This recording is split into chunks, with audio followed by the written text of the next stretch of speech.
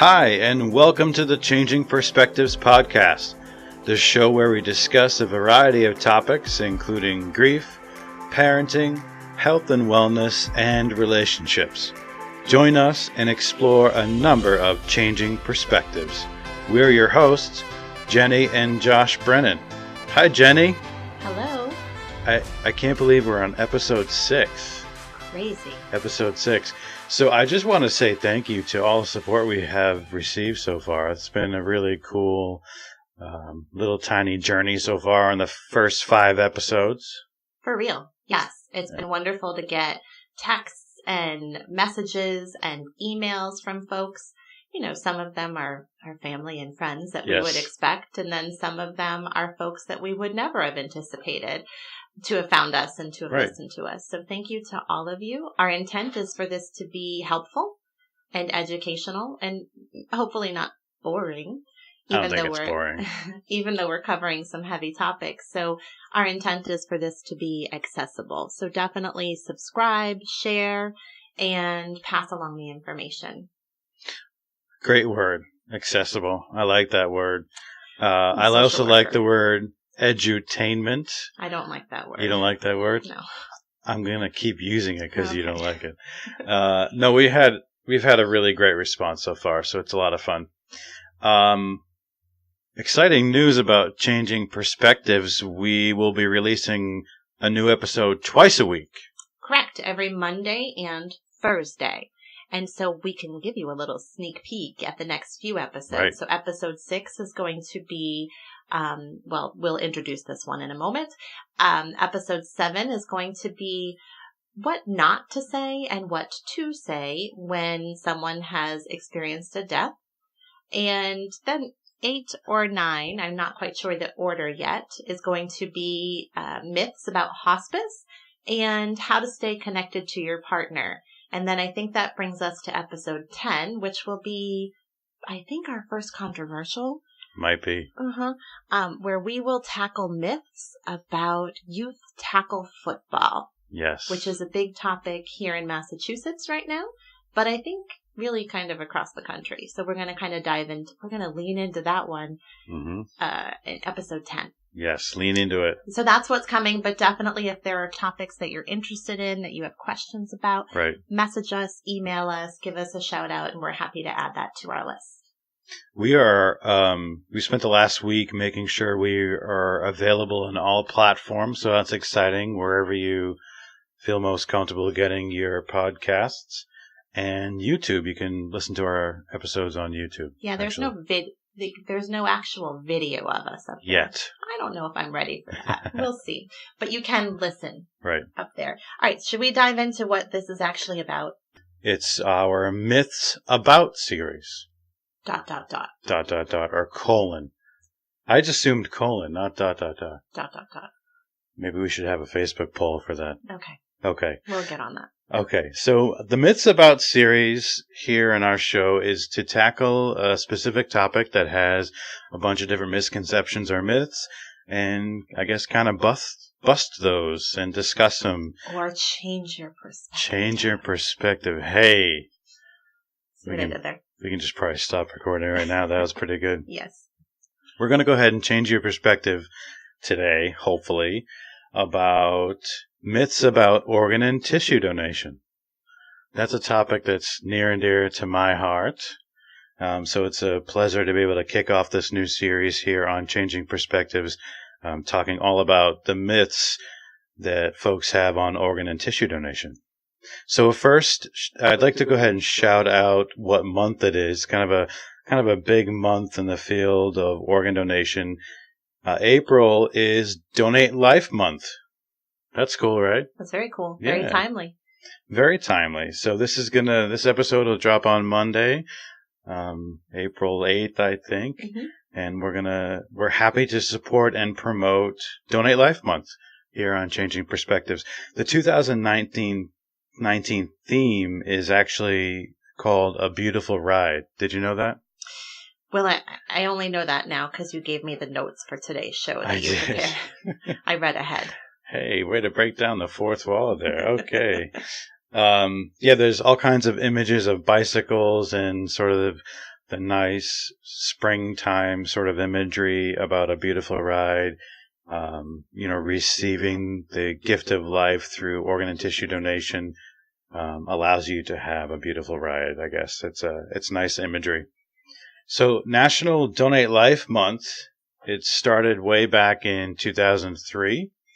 We celebrate each year in April, and it features an entire month of all kinds of different events and activities at the local level, regional level, national level, encouraging folks to register as organ, eye, and tissue donors.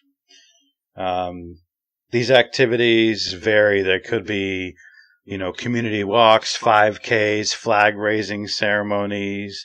The governor could declare it officially Donate Life Month in whatever state you're in, donor recipient family ceremonies, all kinds of stuff.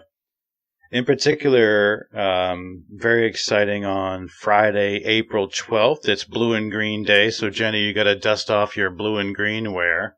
I'm really bad at this. Our kids' elementary school does this, and I always forget. No, they don't do like Blue and Green Day for organ and tissue donation, but they do. They should. Mm-hmm. They do all sorts of days, and I always forget that it's like wear your pajamas to school day or wear purple and yellow. I always forget. So we do. We're really bad at that. Yes, I'm going to need a reminder in my phone. I think we're good at a lot of things. We're bad at that. For sure. Yes. Mm-hmm. Also of note, April 22nd to 26th is National Pediatric Transplant Week. So that was, I think I wanted to share that. That's pretty cool. Great. That was a very riveting overview. It was. Mm-hmm. Donate Life Month.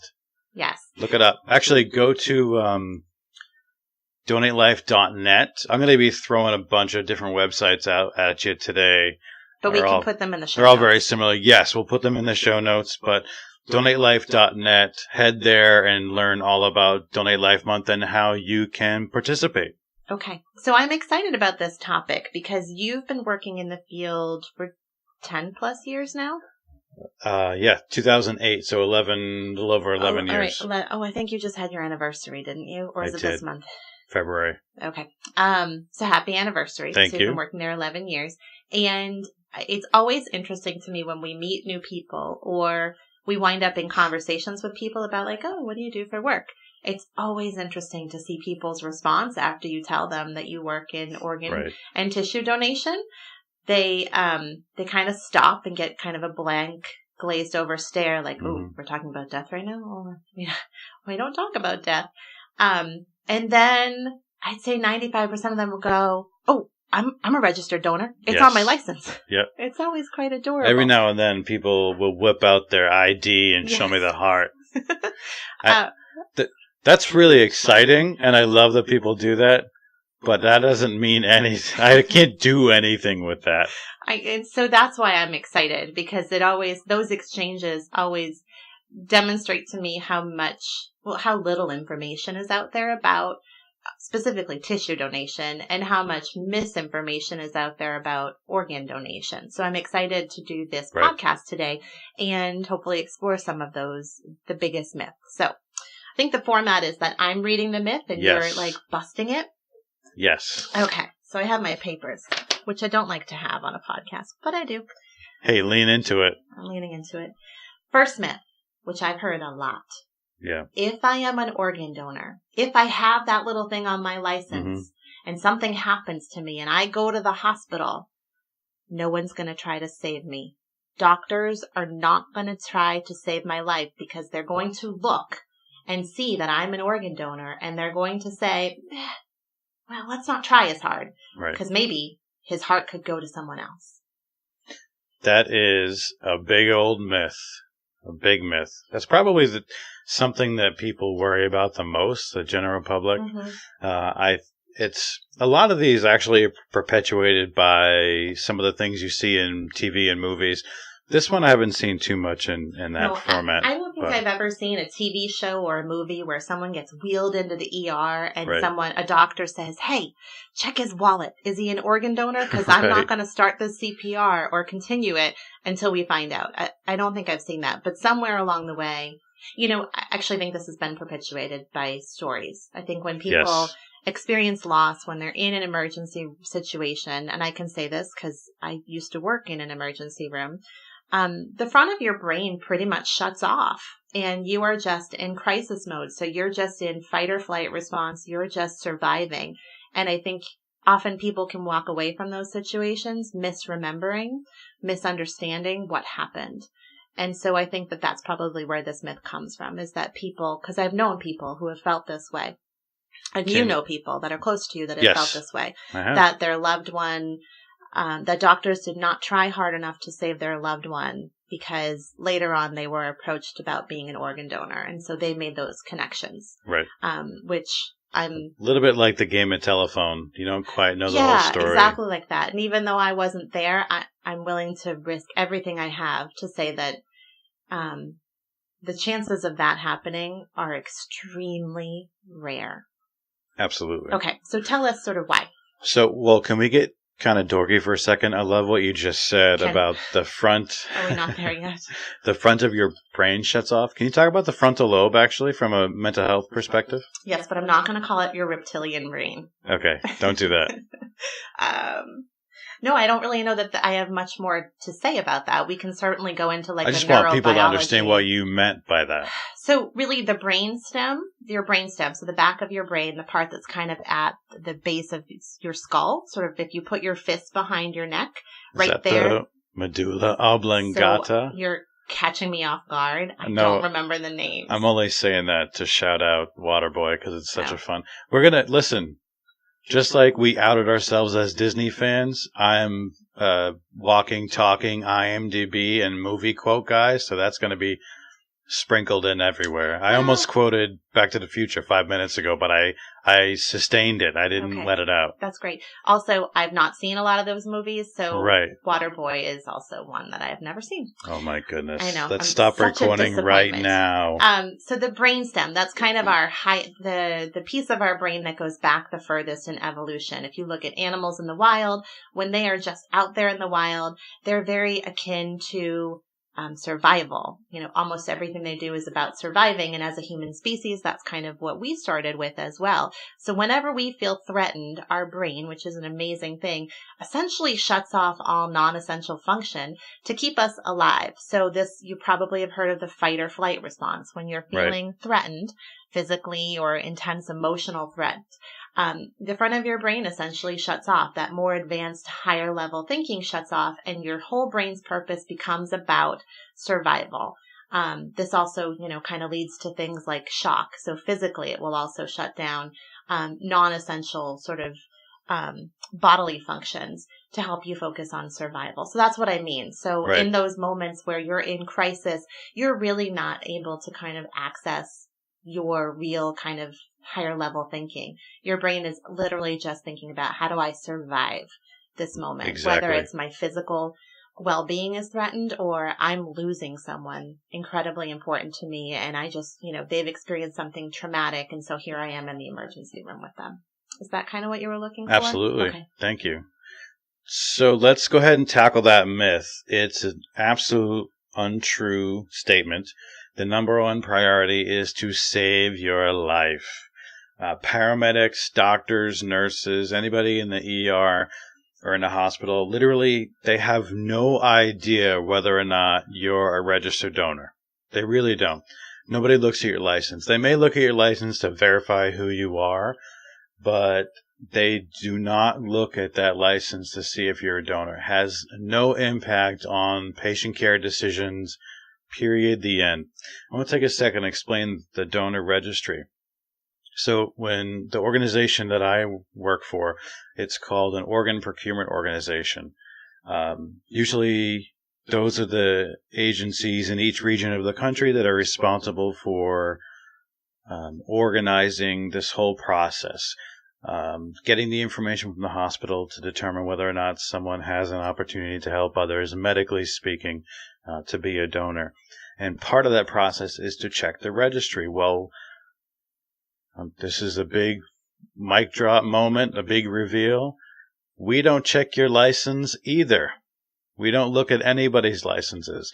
We look at the online database. Well, but if it's on your license, like here in Massachusetts, if you have the little heart, that means that you're puts in you in the the online. yeah. So you kind of are looking at their license. Right, but we're not looking physically at your license. Sure. No one looks at your license at all. And especially not in the hospital environment. Nobody's looking at that. We look at the online database, and through the Department of Motor Vehicles, that's only one way you can get yourself on that database. There are other ways to get yourself on the registry. In fact, we will release on the show notes a link to one of those avenues. It's called registerme.org, and you can register online to be an organ and tissue donor, and that registry information goes into that database that the organ procurement organizations check, and they are the only entity checking that database. The other thing to consider, we don't check licenses because licenses expire, right? There might not be exact information, up-to-date information on people's licenses. So patient care and medical intervention is completely separate from the entire organ donation process. The folks responsible for the possibility of donation are completely uninvolved with your medical care. It's a completely separate team. Donation doesn't become a possibility until all life-saving care methods have failed. Yes. Okay. Does that address the myth? I think that addresses the myth. This is kind of hard for me because I know all this. I've lived with you for 11 years. I've done. Well, in episode 1, we learned that you had, of the two of us, the first exposure to this field. That's right. I was working with the Donor Alliance out in Denver when I was working at a children's hospital, and I had a lot of deaths that occurred, and actually was part of a lot of family conversations when doctors would tell families that their children had experienced complete brain death and were eligible for organ donation opportunities. So yes, I have experience sort of from in the hospital as a social work support person for families as well. All right. So the next myth is my religion frowns upon donation. Very common myth. A lot of folks just assume that their religion doesn't believe in it, but in fact, most major religions do support donation, and they consider donation as the final act of generosity towards others. But not all. Not all. Not all religions feel the exact same way. In fact, there are some specific limitations on what someone can and can't donate based on their religious decree, so to speak. In religious and cultural attitudes towards death, dying, grief, and donation, those are all going to be covered in an upcoming episode as well. Yes. I think both of us have done webinars before kind of about those topics, so we're going to pull those together for you. So yes, it's not sort of a blanket, oh, I'm so-and-so religion, so it's an obvious no. Exactly. There are a few religious organizations that are against donation, but ultimately most of them really leave it up to the individual. Well, and then there's sort of the religion as a whole, but then there are specific churches or local centers that have their own interpretation of the religion's thoughts about it, right? Yes. So, and a lot of that comes into play with timing or the specifics about funeral practices, which we'll get to in a second. But we always tell folks to talk with your church, talk with your religious leaders. You can also check organdonor.gov. That will be in the show notes as well. They have a whole section on religious practices. Yes, and also cultural, and we'll cover this in more detail. But for instance, the Japanese culture, there's a really kind of interesting history, interesting juxtaposition with Japan's history with organ donation versus America's history with organ donation. And really, as a culture, they struggle with organ donation because giving thanks and appreciation is such a huge part of their culture. And if you receive an anonymous organ donation, you're not able to appropriately and fully give thanks for that. And so they kind of struggle with that on that level as well. So we'll dive into that a little bit more. I think the takeaway here is to talk about it before it happens. So if you're not sure what your what your religion thinks about organ and tissue donation, or what your cultural beliefs are, or what your family feels about it, have a conversation with them about it. Say, I was just listening to this podcast about organ and tissue donation. What does our religion actually say? Right. What do you guys think? If I die and you're the one that's kind of left to talk and make decisions for me, what are your thoughts about it? So this is what I would say in response to this myth, is to find out a little bit more for yourself about where those sort of values are for your family, your culture, and your religion. Absolutely. All right. What's next, Jenny? My family won't be able to have a funeral for me. That's a big one. Well, and there's a sort of hidden, you didn't say, but really, I think what you meant to say is my family won't be able to have a funeral for me because they won't be able to view my body? It's both. Okay. So a lot of folks get concerned when it comes to the timing of donation, in addition to the viewing concerns. Okay. Right. So most everyone that becomes a donor and their families, for the most part, can have normal funeral arrangements. For tissue donation, there is very minimal visual change. And we're going to do another episode sort of overviewing organ and tissue donation, not the myths part, but just the basics of how it works and what are the types of gifts that people can donate. But when we refer to tissue donation, what we're talking about is the gift of skin for skin grafts, bone for bone grafts to help folks like bone cancer patients. Tissue donation is also, we consider the gift of vein and nerves, as well as corneas for sight. So those are all come under the umbrella of tissue donation. All of the areas that you would donate those gifts from are covered by clothing. So to address that open casket concern, and none of the areas you would really be able to see. There is very minimal visual change, and I know organizations work really, really hard to make that the case, to help those families meet their needs to have the funeral arrangements and the funeral services that they want, that their loved one would have wanted. Organ and tissue donation organizations work collaboratively with funeral directors all over the country to meet the family's needs. And even if you're thinking, I don't want anything from my loved one's face. I don't want to see anything. And we understand that. The folks that work in the industry understand that. So even the gift of corneas, there's actually a cap that goes in place of where someone would donate their cornea. So the shape of the eye won't be different. Obviously, the eye was be closed. And so, again, both organizations, all the entities involved work really hard to meet the family's needs. And for the most part, there are no hindrances to timing or the ability to have an open casket. So I'm going to lean into this one a little bit because I do have a background as a college educator for students who are pursuing funeral service industry positions. There is kind of a long-standing sometimes tension between funeral service professionals and organ and tissue donation professionals. I'm leaning into it. It's not always there. But sometimes. Well, I will say, and even in the 11 years that I've been in the industry, relationships have drastically improved. Yes, for sure. And I do think, and we'll cover this when we do the myths about funeral industry. Yes. I think that is changing.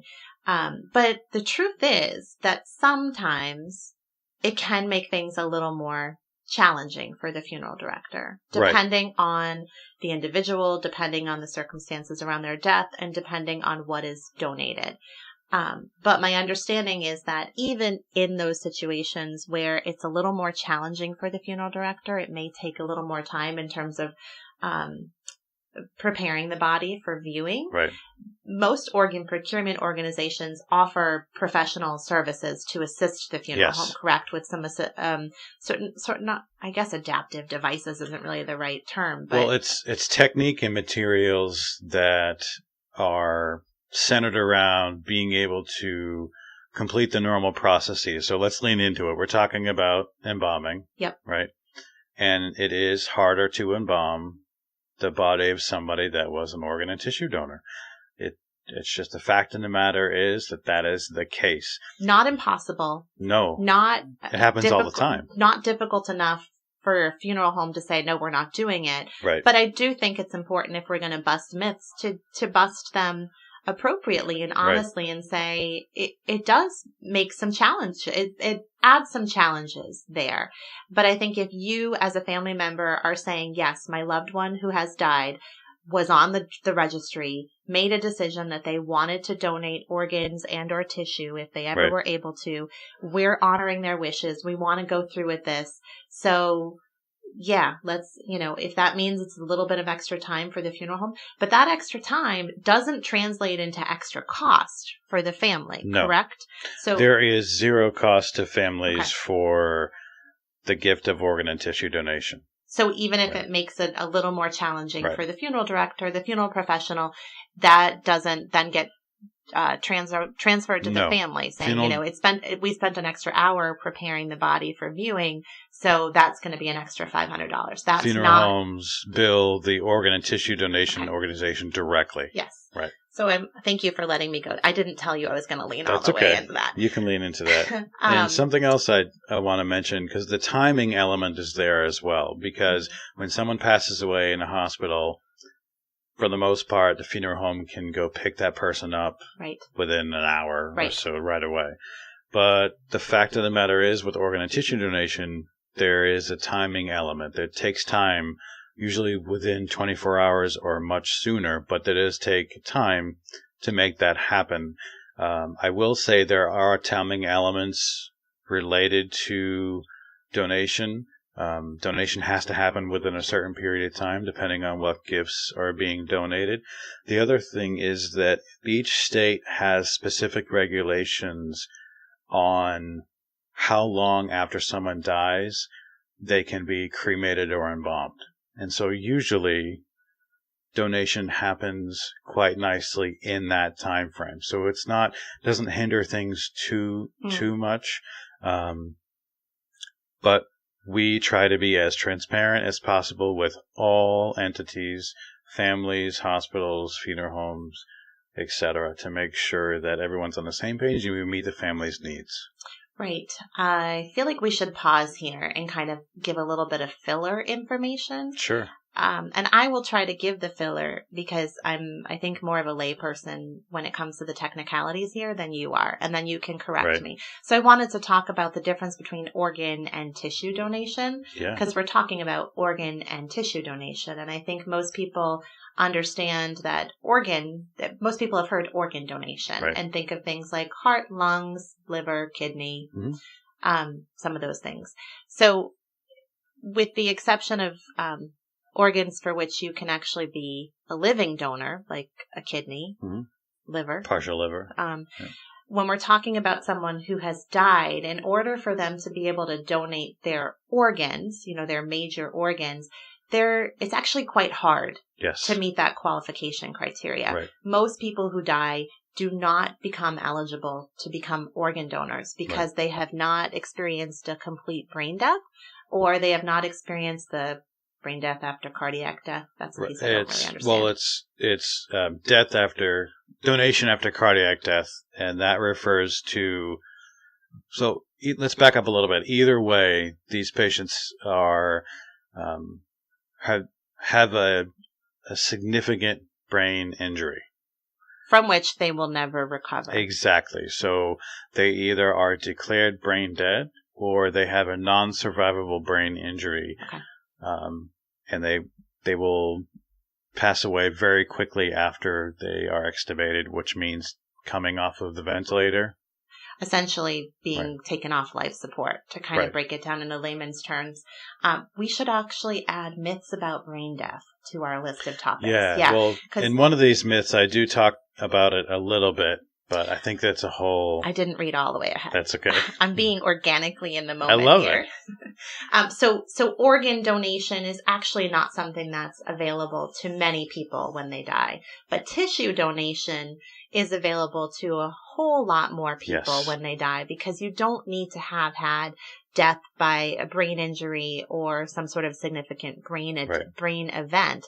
But tissue donation is the one people don't know that much about. So, and when we're talking about the impact on being able to have a viewing of the body, I think what we're talking about really is those tissue donations. We're thinking about things like, well, what if my loved one donates the longest, what the iliac crest, what's the hip bone thingy that you got it. I got it, maybe?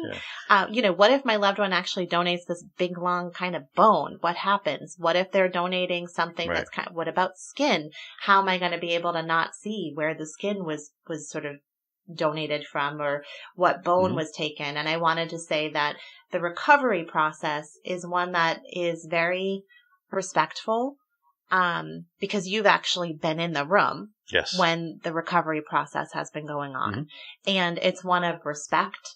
It's one in which the professionals really try to make sure that the body is kind of made whole again as much as possible with like prosthetic reconstruction. Reconstruction. So that, even if you're someone who donates, or your loved one is someone who donates everything that they possibly are eligible to donate, they still are then transferred over to your funeral home in a way in which the body has been reconstructed in a very kind of caring and professional way, so that then the funeral home can take the next step for you. Exactly. Okay, we went all in there. That's fine. I love it.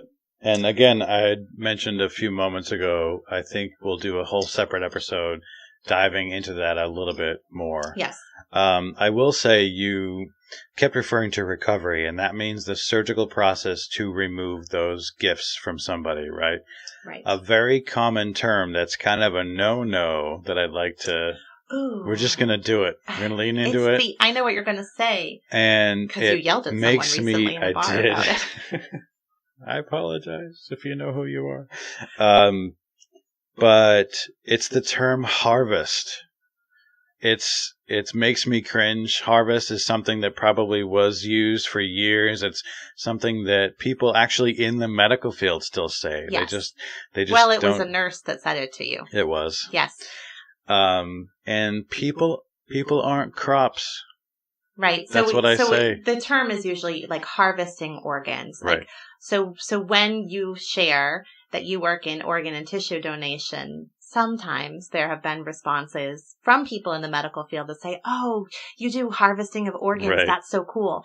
And then I see Josh's face, and I usually say, "Ooh, we don't say the H word." But it becomes a moment of education. I think that's just like a lot of other words that have just become, we've evolved. And we don't use those words anymore. So that's Josh's 2 cents, his soapbox about how it's not harvesting organs. Right. It's we're talking about donation, and we're talking about recovery. We use the clinical terms, and it's surgical recovery. That's the term we use with families when we explain it. Harvest is not a good word.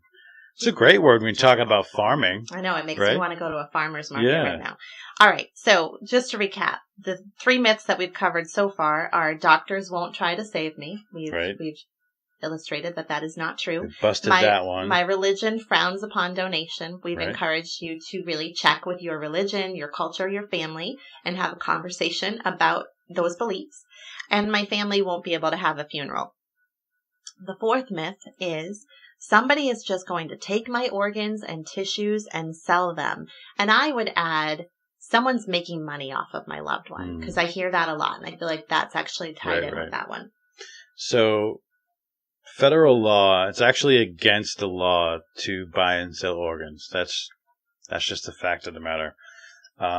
This industry is very heavily regulated at multiple levels. There's multiple national organizations and government agencies that oversee this process. And so you cannot buy and sell organs. That's just what it is. Yes. Do you want to address people who make money off this? No. Do I? Do I have some information? Isn't that what you just said? You want me to address that? I want you to address it. Yes, because I scared you. You did. You talk about it. No, I mean, I feel like Right. people here, and I feel like part of what Josh does and has done, although now he's in more of a management role, is actually talk to families and approach families after they've lost a loved one who's died in a hospital. The hospital then calls the local organ procurement organization and says, we've had a death. Here's the information about the patient. Would they potentially be eligible to donate? Then Josh or other professionals will sort of do a screening with them and see if medically they are potential donors for tissue. And then the next step is for one of the professionals, the organ and tissue donation professionals, to actually reach out and contact the family members. This is a family member that has recently, like within an hour or two, lost their loved one to death. And they are like on their way home from the hospital, usually at this point, in complete and total shock. And so over the years, you've heard a lot of people's responses. And I think sometimes people's concerns are, who's making money out of this? Am I just essentially selling my loved one's parts? Right. So, and this is your job. Like, you have a salary that comes from this. You're not rich. Right. You don't make a whole lot of money. Wait, we're not? But people do make a living in this The boys industry. think there's a tree in the backyard. That's right? for sure. No, so people get paid for services, right? Right. There are costs associated with everything from when you get a root canal, when you go and have your annual physical. When you see a therapist.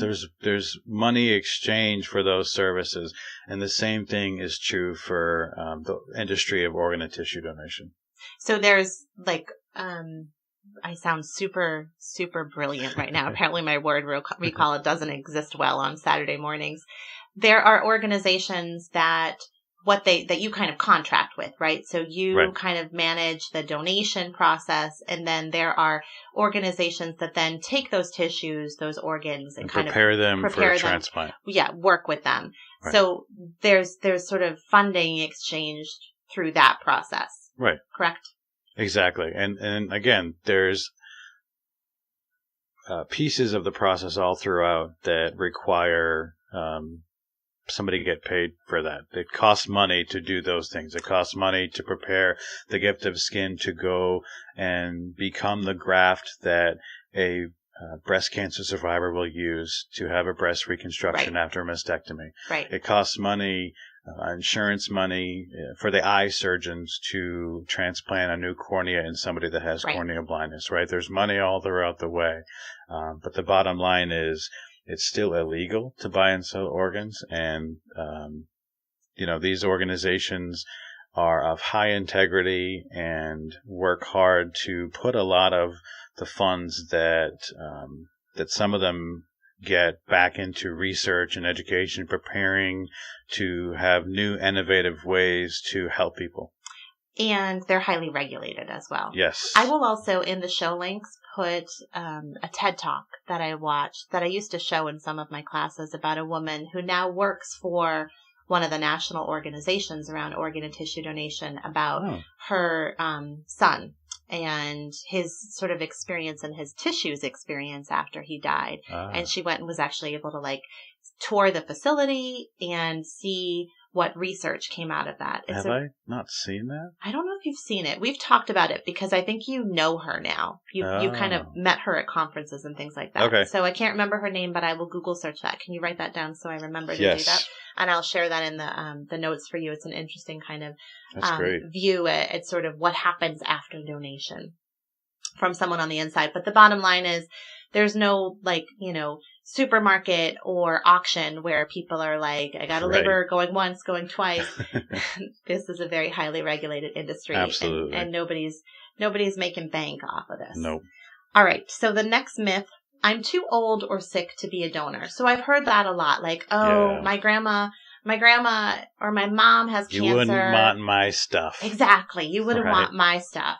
There's nothing I can help you with. My skin is too wrinkly. You wouldn't want my skin. This is probably the biggest reason why people say no, actually. Especially older folks. They just assume that they're too sick. They've got a lot of these diagnoses that would take this opportunity away. But the bottom line is there are very few absolute medical exclusions. There's a handful of diagnoses out there that would exclude most of donation, but they're few and far between. The other thing to consider and to remember that the medical criteria for donation is always changing and expanding all the time. It's very organic. It happens. There's advancements and adjustments made to give more opportunity to a lot of these folks that have these diagnoses.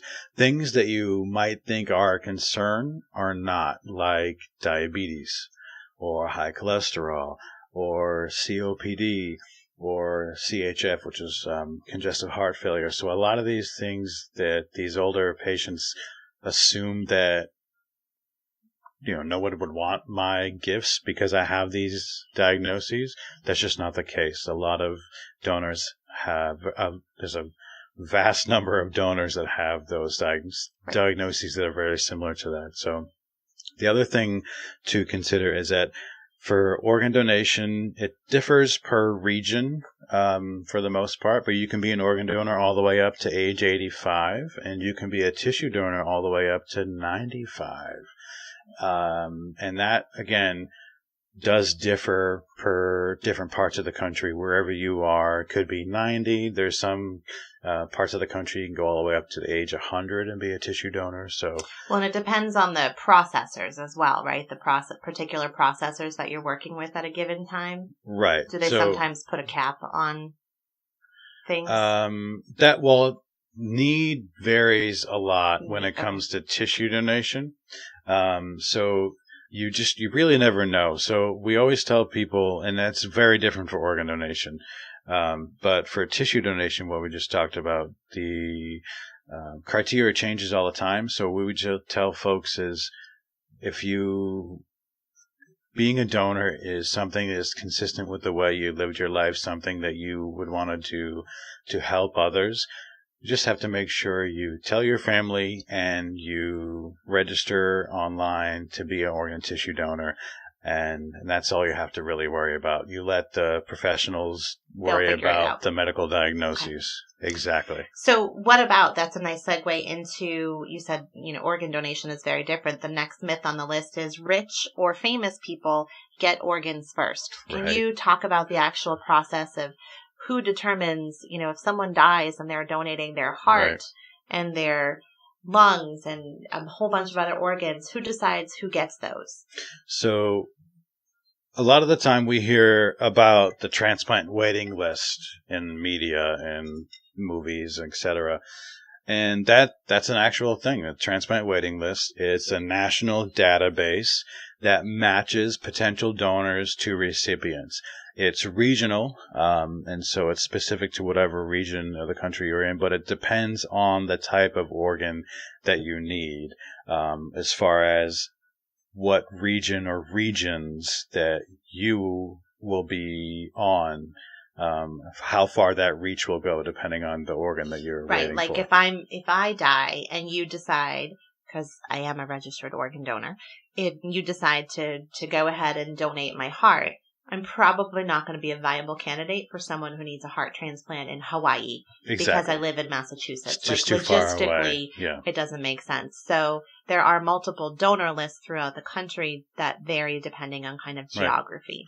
So things like blood type, time that you've been on the waiting list, other very important medical information, like how sick the person is or where you physically are in the country. Those are the factors that determine when you will get an organ. No factors come into play such as fame, how many movies you have on IMDb, race, religion, how much money you have. None of that is even in the national database. So that information does not come into play whatsoever. Great. Okay. I think we're on the last one, but I have one to add, which maybe, I don't know, you're not prepared for. You can throw it out there. I'm throwing it out there, but not yet. if I'm in a coma, they will just take my organs. Right. Tell me more about that That's myth not and a where that thing. came from. So, organ and tissue donation are gifts from patients who have died. They are deceased. Patients who are in a coma. Oh, I see. It's kind of getting dead. at that coma versus brain death. Exactly. People can come back from or survive comas. You can't come back from brain death. Brain death is death. So this was always a bone of contention for me in my intro to grief class, because one of the tests every year would have the question, if someone has been declared legally brain dead, they can still come back to life. And nope. Anytime someone wrote true, I wanted to quit because I felt like I hadn't done my job. Brain death is death. Adequately explaining brain death. But this is a myth that's perpetuated by the media. Big time. But that's perpetuated by stories where they say, the headlines in the news will say, like, woman declared brain dead and then wakes up 3 days later. Well, if you do some digging, she was never actually declared brain dead. Right. She was in a coma. And maybe they had talked about potential brain death, but there are actual tests, very kind of seem like weird tests, to declare brain death, but we'll save that for an actual brain death episode. But brain death and coma are different. Very. Patients who become organ donors have been declared brain dead. That's legal death. And we'll talk more about that when we do that episode. Right. Or who have a non-survivable brain injury. Those are not as frequent as brain dead organ donors, but it's still something that no one is going to come back from that. People can come back from comas. Right. And there's legal precedent here behind this myth, so we will definitely explore that. And actually that sort of triggers the difference between U.S. and Japanese approaches to organ donation because of some legal precedents there. But you cannot have your organs donated to someone else until and unless you have been declared legally brain dead. Right. And your family has given consent for that to happen. Right. Okay. So when someone is in a coma, but they're a registered donor, right? Again, we go back to that myth before. The doctors have no idea. And usually hospitals don't even notify the donation folks until there's been a discussion of end of life. There's been a decision to withdraw support, or what that refers to is discontinuing life support, where the family understands that the patient is going to die. At that moment is when donation is brought up and the donation folks are involved. And for organ donation, more often than not, the organ donor professionals are actually physically there. Yes. So it's not a phone call like you get with tissue. Right. Organ donation, there's an actual professional there who's often a social worker for the organization that you work for. And when I was out in Colorado too. Yeah. All right. You ready for my last myth? Because we had a viewer. I have a viewer question for you. Well, but it's a listener. A listener. It's not a television show. Right. I'm not a podcast listener, so I'm still working out the lingo here. I don't think you can say that anymore because you've listened to ours, right? Begrudgingly. Are you a fan? Let's Changing move on. Perspectives fan? Yeah, you are.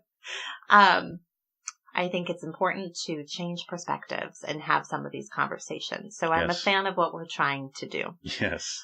So tell me about, here's a myth. Okay. I want to know if it's true or not. I cannot donate anything if I am gay. You're giving a nonverbal response, but again, there's no viewers, so you have to actually give a verbal response. So there is no federal law or there's nothing that says somebody that is gay can't be a donor. In fact, folks that are LGBTQ community, they all can be donors, organ donors. Now, there are some federal regulations around tissue donation. FDA regulations, right? FDA about tissue. It's always weird. That's the Food and Drug Administration, right? These are where these regulations come from. Well, there's a whole, the FDA that's a whole other episode. Whole other episode? Yeah, whole other episode about the FDA. But the gift of tissue donation, one of the main reasons, you've tongue-tied me. No. So one of the main ways organ and tissue donation differ is that the gift of tissue is considered basically technically a medical device. It's a human-derived medical device.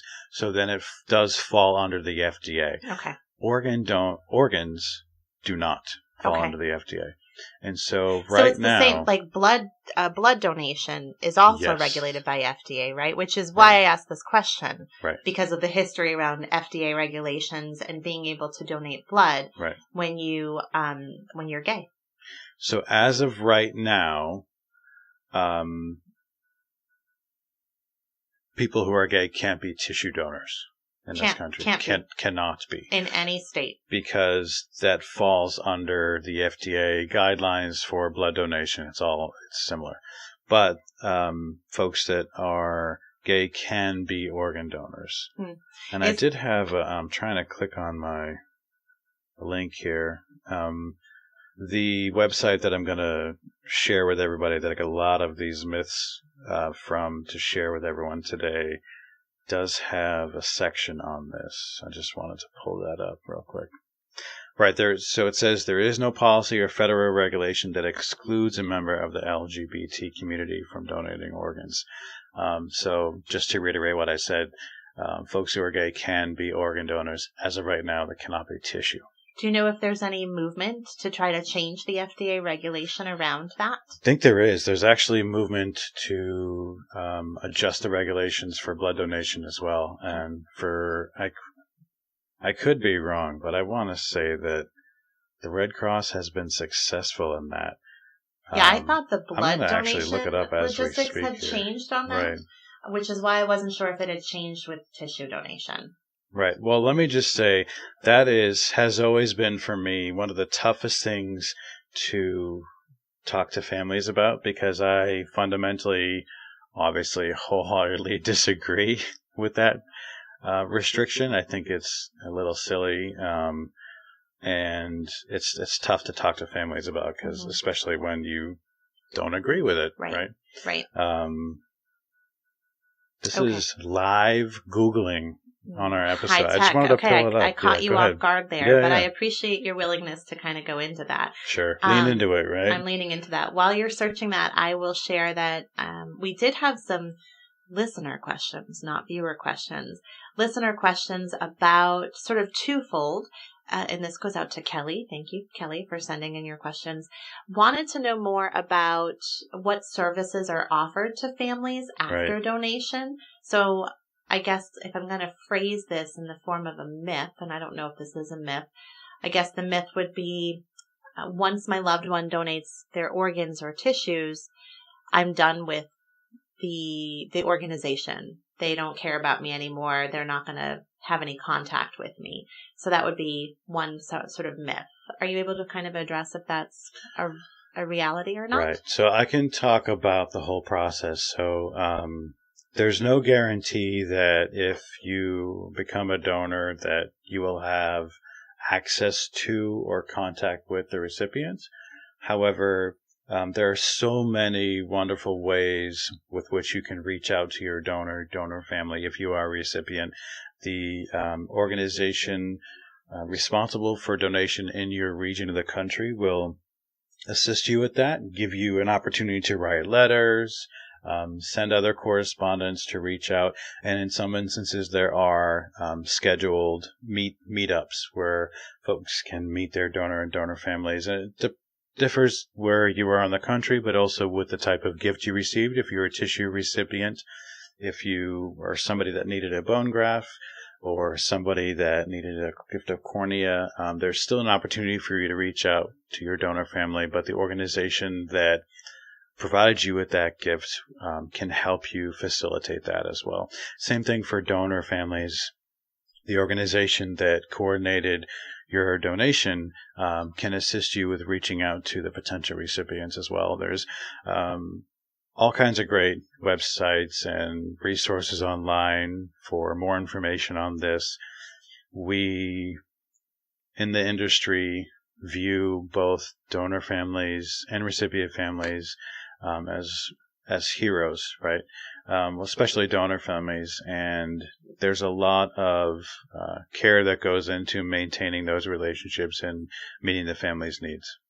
Did that answer the myth? I think you answered it correctly. Yes.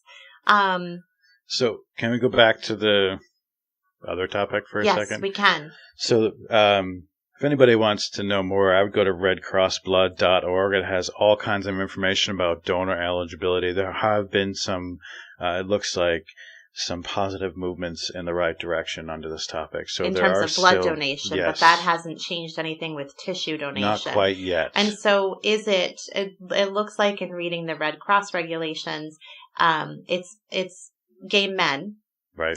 Or individuals who identify as a male. That's the same for tissue. It is the same for tissue. Yes. So if gay women can be tissue donors. Okay. So there's that.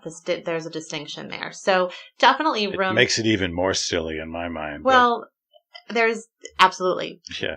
But I view it, the social worker kind of advocate, social justice part of me says there's room there if this is something you feel strongly about, you, the listeners, you, anybody, right, that there's room there. This is an area where there can still be movement and there is still discrimination in the medical community. And change, I think, needs to be made. So if that's something you want to learn more about, we will put some links in the show notes for you so you can learn a little bit more about that and perhaps, kind of guide you in terms of where to direct your energies around getting some changes made. Right. Exactly. The other listener question that we had was, can you talk a little bit about careers that are available in the industry? So I guess I don't know how to reframe that into a myth. But That's a good question. Can you give just sort of we will always answer people's questions. Yes. We will find a way to fit them in. So can you give sort of an overview about what kinds of professional opportunities exist within the field of organ and tissue donation? So professionals in the industry come from all over the place. You've got folks that are surgical techs. You've got folks that are child life specialists, nurses, respiratory therapists, paramedics, social workers, clinical social workers, physicians. Wait, how are all these people, working for an organ procurement organization? Right. You've got paramedics working for... Yeah, absolutely. Not as paramedics, but this is their training. They come in... So this is they the come background. from all over the place, right? Okay. So that you can't major in organ and tissue donation in college, right? Right. But we have to get the people that work in this field from somewhere, and they come from all over the place, multiple different types of backgrounds. I would encourage you to find out who your local OPO is, your organ procurement organization. Check out the website, check out the careers section. You can, again, work for the family. You can be a family specialist if your background is social work or some sort of human services. So that would be people that are approaching and providing support to the families of donors. Right. And then also, it sounds like that would probably be similar to the folks that also provide aftercare support or bereavement support after time of donation. Bereavement professionals or folks that have experience with thanatology or grief, those folks are needed in the field as well. You've got folks like paramedics and surgical techs that are eligible to become the surgical specialist, the recovery specialist. So those jobs are well sought after. They're well needed, actually. And then you've got your ICU nurse or your respiratory therapist, your critical care specialist that have an opportunity to become donation coordinators or folks that are responsible for donor management and coordinating the actual transplant of organs. Right. And I think there's similar positions for the donor registry. So the organizations that manage the registry list in each sort of region, I think that there are medical professionals that assist with those processes as well. Do you mean the transplant list? Yeah. Yes. Sorry, the transplant list, Yes. not the donor registry. Right. Two different things. Right. I'm still Two learning. different things. I'm not allowed to work for your organization because we're married, so I don't have all the insight. I think that those were the only 2 questions we got on this topic, but for sure, this topic is not done. And I think that there hopefully are some more questions that are sparked by folks that are listening to today's podcast. Yes. The intent is to get people thinking, because this is not something people really talk about a lot. Even when we kind of open the door, like at a cocktail party. Right. We don't really go to cocktail parties. So I was going to say, did you go to one without me? If you're throwing a cocktail party, please invite us. We'd love to go, and we will talk about death. Please rate us and comment on iTunes and include the cocktail party invite information as well. Yes. But when we're kind of out and even we sort of open up the conversation by saying this is sort of the field we work in, there's still a reluctance to talk about this stuff. It still is sort of a very taboo topic. So our hope is that by listening today, maybe it got you thinking about organ and tissue donation. Maybe it got you thinking, oh my gosh, I have no idea what my parents or my grandparents want. And so what happens when they die and I get the phone call asking me if they want to be a donor? Right. I have no idea what they want. And I have no idea what I want. So hopefully it's sparking some thought. That's the biggest takeaway, I think. Have a conversation. Yes. Talk to your family about it. When it happens, when that worst day of your life, unimaginable moment happens, and the question is asked, you can say, we've had this conversation. Right. Because I think in your experience, talking to loved ones, it's a point of regret for a lot of them when they say, I have no idea what they would want. Right. I have no idea. I know maybe that they were on the registry, but I don't know. Were they comfortable with donating everything or not? Or I'm surprised they're not on the registry. They always talked about how they wanted to do it. And so now I'm not quite sure what the situation is. So can I address that real quick? Yeah. So if someone is not on the donor registry, the decision then goes to their next of kin, their family. Yeah. They can make the decision on their behalf. And a lot of folks that become donors actually aren't on the donor registry, but they know they've had a conversation. They know what their loved one would have wanted, so their families are able to make that decision on their behalf. Yeah. I think from a grief perspective, too, it has helped a lot of families. Right. Particularly families of children, families that lose their children to death. When their child is able to donate tissues and or organs, it helps there to feel like there's some sort of something positive that comes out of the loss, some sense of purpose, some sense of something positive happening as a result of the loss. And that can help people's grief not be easier, but it can just kind of give them a little bit of comfort too. So have conversations and ask questions. So if this podcast has sparked some more questions for you or disagreement, then definitely reach out and let's have some more conversations with each other around that. We can definitely revisit this topic and kind of dive into it in a more deep manner around some of these specific topics. So we're just opening the door to this field today. Yes. Okay, I think that was all you had. Do you have anything else? I don't. I threw all my surprise myths at you. Jeez.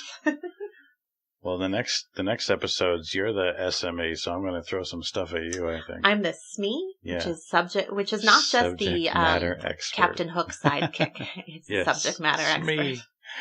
We're always going to drag in Disney, aren't we? I guess so. I think so. Okay. So that is going to do it for today, everybody. Thank you so much for listening. You can learn more about this by checking out donatelife.net. That's a great resource. Also, check out registerme.org. That's where you can learn more about organ and tissue donation and actually register online to be an organ and tissue donor. And in particular, very helpful for this show today has been organdonor.gov.